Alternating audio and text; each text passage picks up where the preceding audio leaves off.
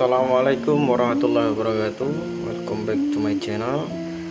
Bertemu lagi bersama saya Aprideza Putra.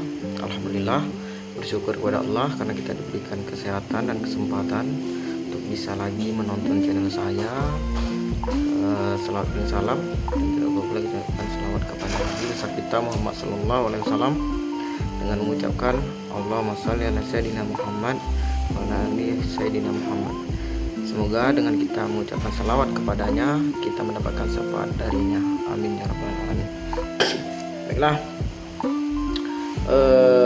untuk pembahasan kali ini kita akan membahas tentang strategi pembelajaran PJOK dilihat dari pedagogi. Baiklah, sebelum kita masuk ke pembahasan inti, kita harus tahu dulu sejarah strategi ini seperti apa. Strategi berasal dari bahasa Inggris, yaitu strategi, artinya siasat, akal, kemudian ilmu perang atau ilmu perang gitu. Pada awalnya istilah strategi seringkali digunakan di kalangan militer. Nah, itu biasa kan kalau misalnya di kalangan militer tuh pada saat perang itu harus menggunakan strategi gitu kan, strategi perang, bagaimana cara melawan musuh, bagaimana cara mempertahankan wilayah gitu kan, harus ada strateginya. Sebagian arti sebagai seni merancangkan gerakan militer dalam suatu pertempuran atau perang utama dalam hubungannya dengan gerakan pasukan darat, laut, kemudian udara ke arah sasaran. Nah, seperti yang saya bilang tadi. Berdasarkan pengertian di atas, strategi dapat dirumuskan sebagai dasar yang mengacu pada perencanaan dan pengolahan atau pengelolaan suatu kegiatan dalam rangka mencapai satu tujuan. Jadi strategi ini adalah rencana atau planning atau rancangan atau pengelolaan yang bertujuan untuk mencapai apa yang diinginkan. Itu kalau dalam peperangan, strategi ini ya bertujuan untuk supaya bagaimana para tentara atau para tentara militer itu bisa menang pada saat pertempuran. Jadi disusun strateginya seperti itu. Jadi strategi dapat diasumsikan sama artinya dengan sebuah siasat. Tadi kan sebuah siasat, cara atau taktik. Setelah guru menetapkan pendekatan pembelajaran, pada selanjutnya guru harus ini langsung yang tadinya tentang sejarahnya, itu strategi itu berasal dari bahasa Inggris yang berupa siasat yang digunakan oleh para militer.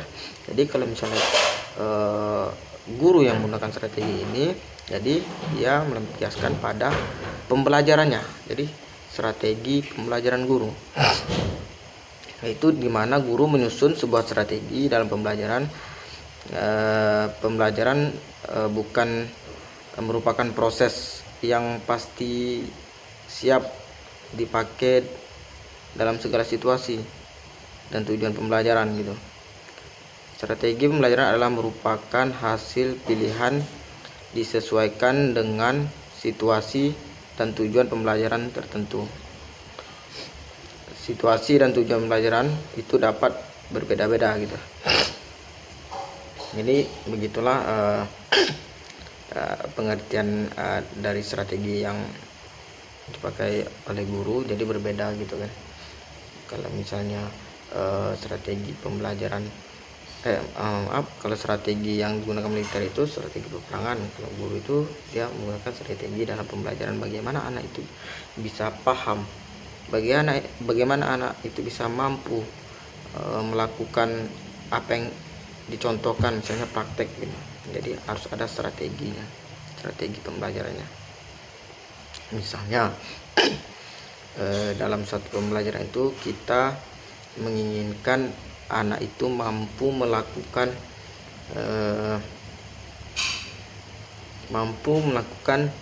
segala macam yang segala macam bentuk olahraga yang kita contohkan. Nah, jadi kita harus ada strateginya. Strateginya itu, strategi pembelajaran itu ya kita bikin dalam bentuk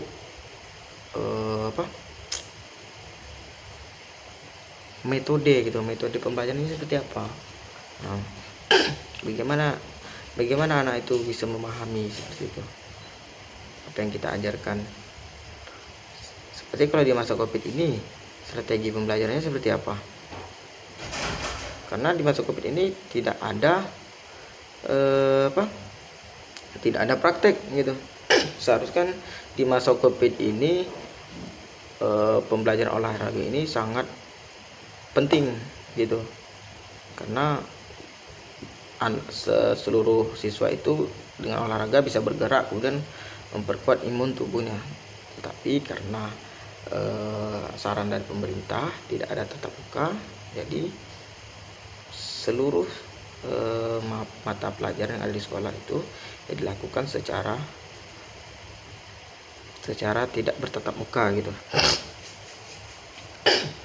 Nah, jadi gimana strateginya di masa Covid ini ya?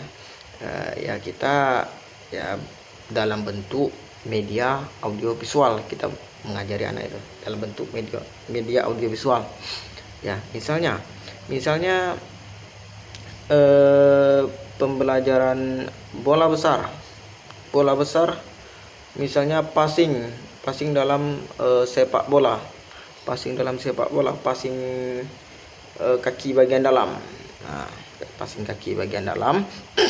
Kemudian kita bikin strategi, kita bikin metode pembelajarannya seperti apa di masa Covid ini.